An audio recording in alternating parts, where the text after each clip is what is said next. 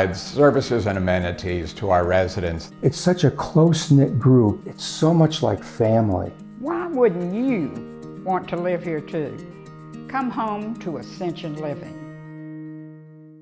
September is National Recovery Month, and before we talk too much more about what it looks like to walk that road to recovery, we want to focus on a woman who knows quite well what that road can look like and has taken her own journey to now help and empower other women, particularly along the way. So I bet you already know who I'm talking about, Scottie Bowman, who has the launch pad. With her is Mark Height, who, no surprise to me, is on the board. You always find a way to be on the board of something that works, don't you?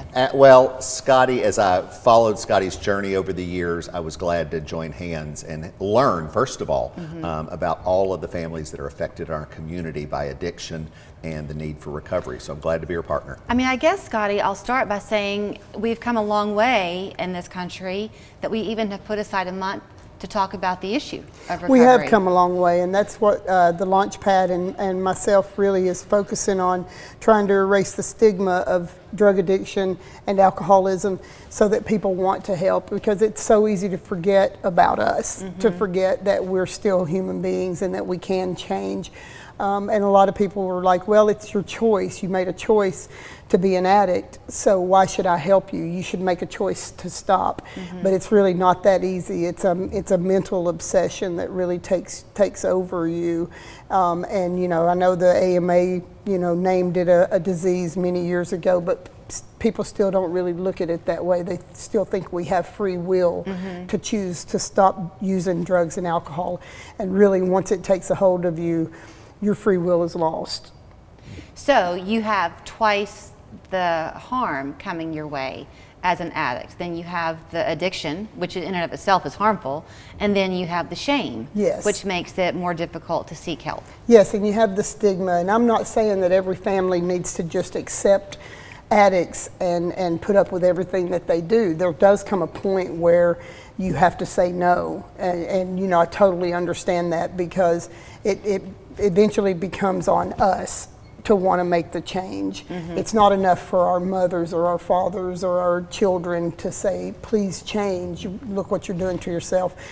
Eventually, there's a moment of clarity that comes to us where we have to make a decision that we don't want to die and start to look at it in terms of saving ourselves. And then we can start to think about helping our families to accept us back in. Okay, there are a lot of things I want to try to work my way through here too. So one of them is, you just said though that it's not a choice, that you're addicted to this, yet you found all this success with the Launchpad. So for those who might not know what the Launchpad is, explain that, and then how it is that you're finding this success for these women. Well, the Launchpad is a sober living community for women recovering from alcohol and drug addiction. We really feel like if you heal the woman, you'll heal the American family, because she's the backbone of the family. And so we have to start there. But we have found success because we've opened our first house in 2020, and in 3 short years we now have 5 homes. We have 49 beds for women in addiction. We have 3 beds for resident managers who live on site and help control, and not control, but monitor the women and have someone that they have to be held accountable to. So we started with 8 beds in 2020, and we now have 49. So we're having success in a lot. I mean, the community has really rallied behind us. We were given a great donation to build 4 of the houses, of course. That was Karen Hutton, and she did say that, she wants to be anonymous, but she she's a did great say lady. that we could say, because it's important to her that she give to this kind of thing. So we couldn't have grown without her, and we certainly couldn't have grown without God, and we couldn't have grown without an amazing board that I have. Well, let's bring Mark into the conversation then on that part, because I know you're a person who typically, well, obviously you like things that work, but you love to learn in your own right. So I'm guessing, being a part of Scottie's world here on the board, you've learned a lot yourself. I have, and as you know me from other work I do, I'm all about the children. And as we look at the women that are currently in the houses this week, we have 81 children that are estranged from their mothers because we are a sober living home just for the mother.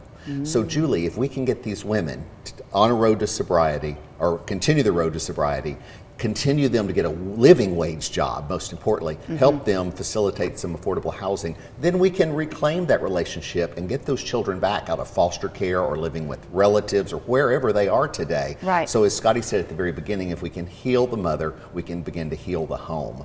And that's really a end goal for us. I know y'all have like a pickleball thing coming up. Is that a fundraiser for the launch pad? We're calling it a friend-raiser. Okay. Yeah, it's not as big a fundraiser, say, as the teal that we just did in August, but it's a friend-raiser. You can bring, it's $50 a person, doubles matches included, but it's just a little pickleball tournament, and you can bring money if you want to give money, or you could donate clothing, or, you know, we take other donations and volunteers to help us, but mostly we need to get the houses staffed, and so we're trying to raise money for that. And we are also trying to raise money for our phase 2, which is where we want to build quadruplexes on the same block, which is why we call it a community, because our 5 houses are on one block and we have 4 other lots that we are going to build quadruplexes on so that our women can, as Mark was speaking to, move into affordable housing after we've helped them to procure livable wage jobs.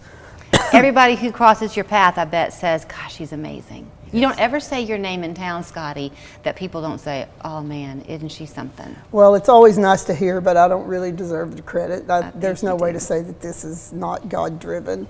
You know, early in my sobriety, I would not admit that God had any part in my life. But now I look back and there were times that I can't claim anything other than it was a God shot. So this is a God shot that's lasting for a little while for me. Well, you sure didn't take it for granted. Once you recognized it, you sure did keep it going. And we thank you for that. Thank you, and I've had a lot of help in that area. So sign up now, if you can, for the Friends Raiser.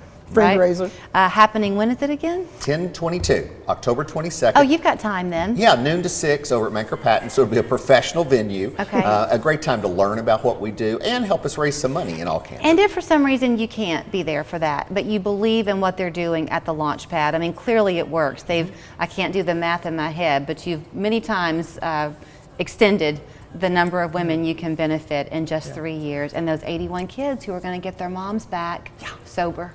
That's a great thing. Thank you both. Thank you. When a local veteran received the Medal of Honor, Local 3 was there at the ceremony.